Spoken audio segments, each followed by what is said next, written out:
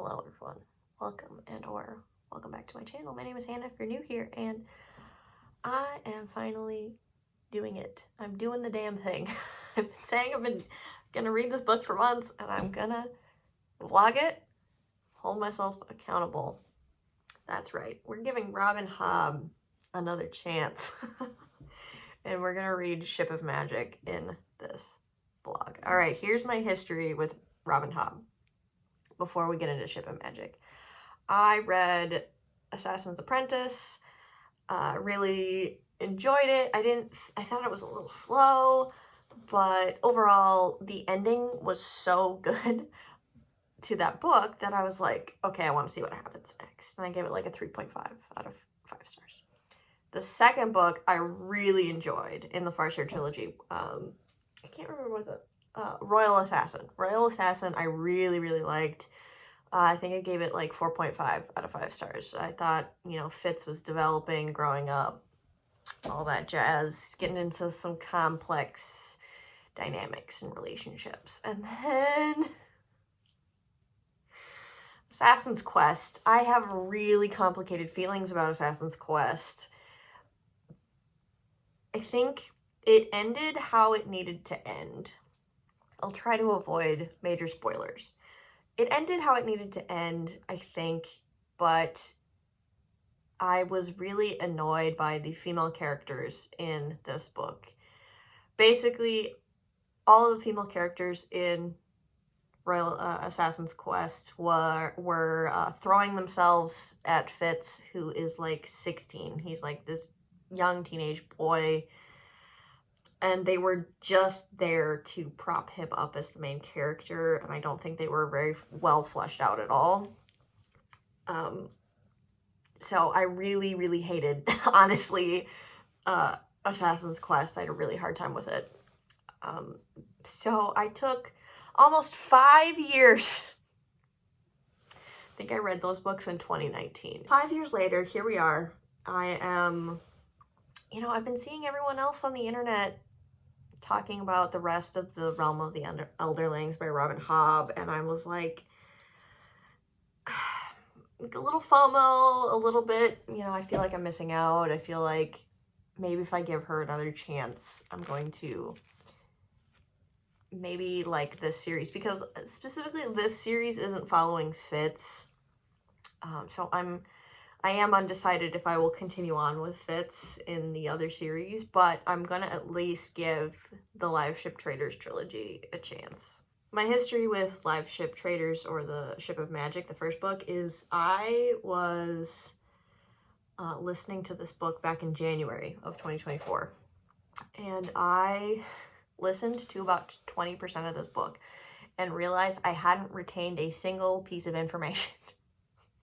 I was like not paying attention, and so I decided to pause, and I was like, I'm gonna restart this book when I'm in a better frame of mind, when I can actually focus. And it's September. It's finally time. It's finally time to retry Ship of Magic. And actually I'm about 10% in now, and I'm actually remembering more with this like mini reread of the first 20% than I thought. So I retained something, but not enough, I think, back in January to like continue. So I'm excited to continue. I'm actually quite enjoying the first 10%. We're following a huge cast of characters. This is a slow-paced epic fantasy. The main sort of conflict is the Vestrit family, who are this family of merchants, and they own a ship that is coming alive. And the main conflict is the patriarch of the family, the grandfather is, or he's not a grandfather, he is a grandfather. The patriarch of the family is dying, and instead of giving the captaincy to his daughter, who's been training and kind of sailing for since she was a child on the ship with him, he passed her over for captaincy to his son-in-law. So our main character would be Althea, is the daughter who was passed over, so she's pissed. But we're also getting perspectives of her nephew, who is the son of the current captain, the son-in-law, Wintrow, who just wants to be a religious figure. He wants to be a priest. He doesn't want to be in the family business, so he's getting called back. And we're following a villain, a pirate captain. We're following the matriarch of the family, Ronica, and her machinations, trying to keep the family afloat financially. So we're really following a large crew. Haha, literally and figuratively. And so far so good. Fingers crossed.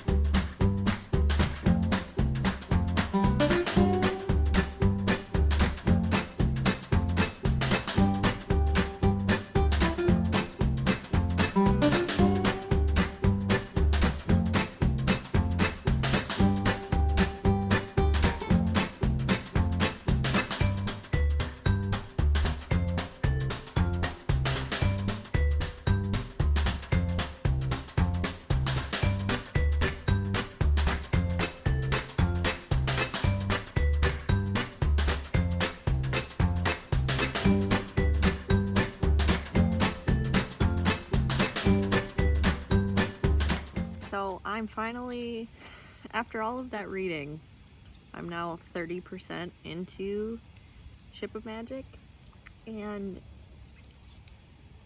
I have two observations, or I guess two statements I'd like to make. I do really, I appreciate Robin Hobb's character work, and by that I mean it's on site with Kyle. If you know, you know. Kyle, in this book, count your days. And also, I like Althea as a character, but she is a little spoiled. Like, I empathize with her situation. She's been wronged really badly, and you know, she's upset. She's only 19. She's young, but boy, she is a little spoiled. And like, I kind of get the opinion that she's kind of taken what she's had for granted, and now that she's like had everything taken from her, like that realization is finally setting in, that everything she has can be taken from her, and so she's like now, after the fact, appreciating everything she had. And that's a really tough realization to have as you're growing up. So this is almost like a coming of age moment for her character. It doesn't mean that I don't agree that she's a little selfish, but I do appreciate the character work of that and how well that's executed. Again, on site, Kyle Haven, on site.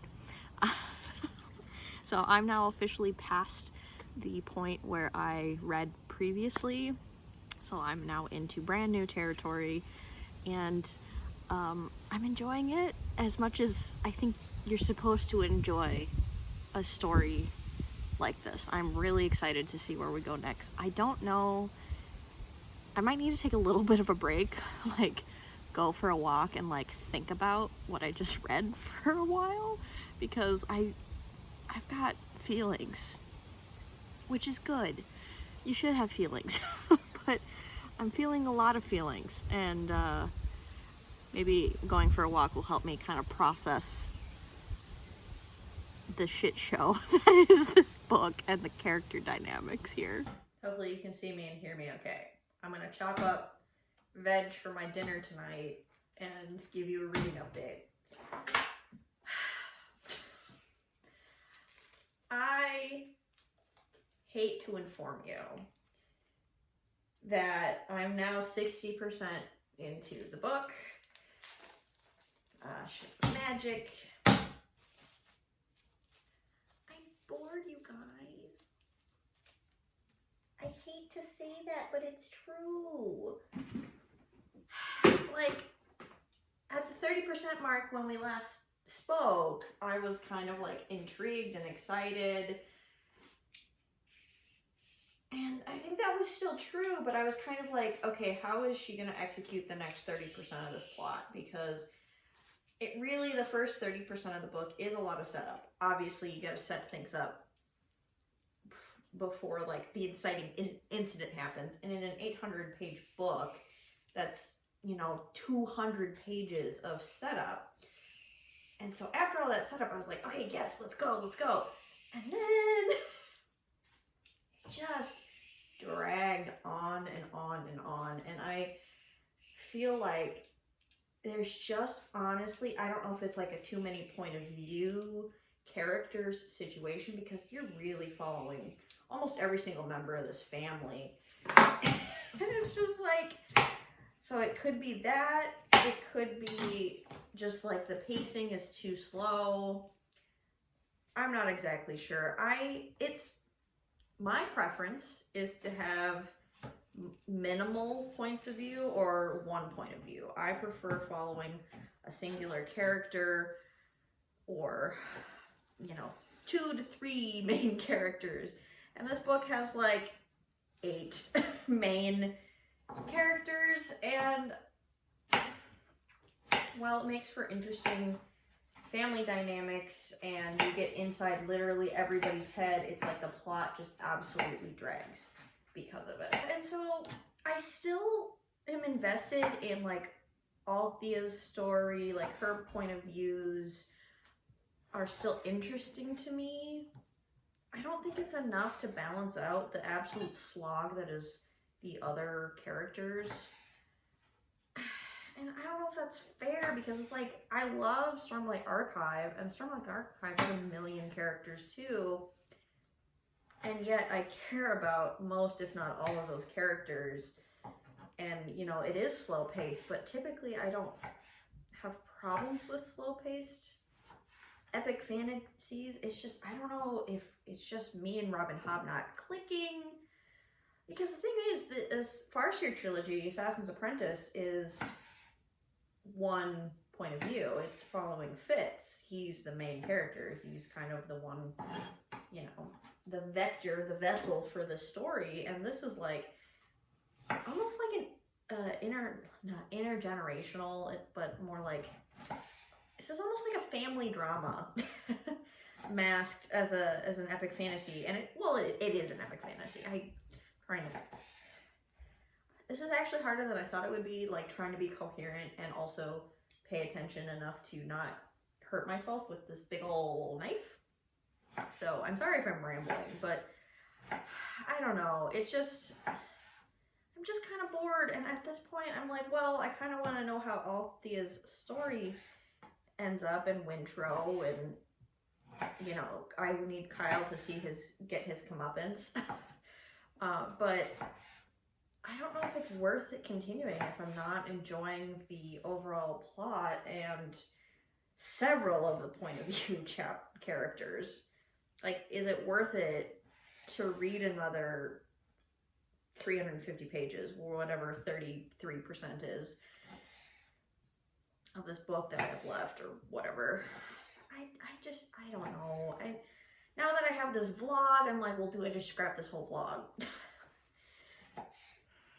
And I'm trying not to scrap whole vlogs anymore. I'm trying to just put stuff out, even if it's not 100% perfect or up to my ridiculously high standards. Again, I'm rambling. 2 things before I go. First of things first, I really like how I did my makeup today, and I just wanted to document it on camera, how cute I look and how cute I feel. Subtle. Cute for work, cute with this outfit, in my opinion. Secondly, I do kind of want to talk to you about another book that I'm reading, but it feels unfit, like not fitting for the vlog. But I'm going to tell you about it anyway, because I went to the bookstore, as one does, and I was just browsing, and I couldn't find anything. Nothing was sparking joy, nothing was like piquing my interest. I go to a half-price books, so, you know, the stock varies and whatnot. Nothing was really striking my fancy, and I was like, I can get a lot of these books from the library. You know, nothing was like screaming by me. And then all of a sudden, I looked at the top shelf of the new releases section, and I saw this book, and I was like, what is that? It looks like a book straight from the 90s, and it's called Moonbound, and by Robin, what's his name? Robin S. I'll put it on screen. So I saw this cover and I said, I absolutely have to read what that's about, because it's a book I've never heard anyone talk about. And I personally haven't seen anyone speak about this book or seen it on the internet. I don't know the author. I don't know anything about this. And so I pick it up and I start reading the synopsis, and I was like, this is a book right up my alley.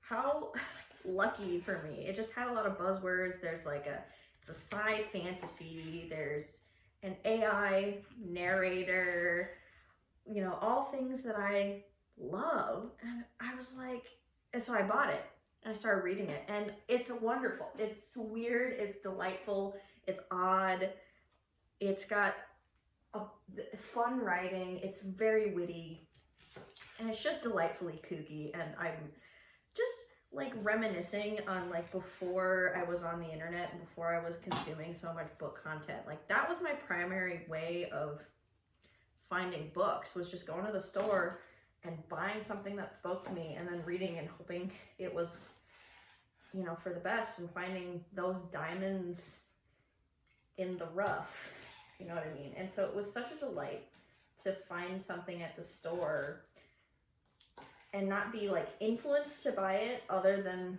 from the cover. And that's such a rare thing nowadays, at least for me. You know, and it's not a bad thing. I'm not saying that's a bad thing. I'm not saying like you should definitely research books and authors before you like, you know, put time, money, and you know, supporting them, just to make sure you can handle the content and you know, the author's ethos aligns with yours, or whatever. Like, I'm not saying you shouldn't be researching, but like it was such a delight to kind of go back to that feeling of finding something that I'd never heard of and just like absolutely loving it. So I don't know if I'm going to talk about that book more in this video. I just wanted to share that experience that I had somewhere and talk about that. And I'm kind of curious to see if anyone else feels this way or has these feelings about books, or, you know, how do you buy books? How do you know what to read next? Because I'm just curious. You know, I'm so in the bookish sphere that I'm like, I go on the internet and I go on YouTube and I go on Goodreads and I research, but you know, not everyone's the same. Not everyone does that. So let me know in the comments down below how you find your next read. That would be really interesting. And also, are you interested in this book, Moonbound? I can tell you right now, it's super fun. It's very silly, but it's got some serious topics, which is a great blend for me personally. And if you love AI main characters, AI narrators, I think you would like this one too. Yeah.